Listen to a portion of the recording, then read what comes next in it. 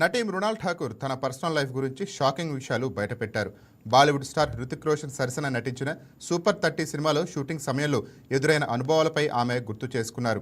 ఆ టైంలో తన బాయ్ ఫ్రెండ్ మొదట చాలా సపోర్ట్ చేసేవాడని, పెద్ద హీరోతో నటిస్తున్నావు అని ఎంకరేజ్ చేసేవాడని చెప్పారు. కానీ కొన్ని రోజులు అతని ప్రవర్తన పూర్తిగా మారిపోయిందని అన్నారు.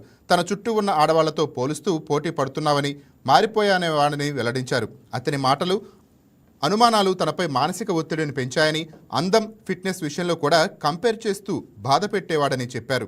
తాను నిజాయితీగా ఉన్న ఆ రిలేషన్ నిలవలేదని, చివరకు బ్రేకప్ తీసుకోవాల్సి వచ్చిందని తెలిపారు. ఇంకా తాను యాక్టింగ్ చేయటం కూడా అతనికి నచ్చదని, అలాంటి బంధం కొనసాగించడం కష్టమని భావించి ఫైనల్గా దూరం అయ్యానని మృణాల్ చెప్పుకొచ్చారు. ఇలా కెరీర్ కోసం తీసుకున్న నిర్ణయం తన లైఫ్ టర్నింగ్ పాయింట్ అయిందని ఆమె తెలిపారు.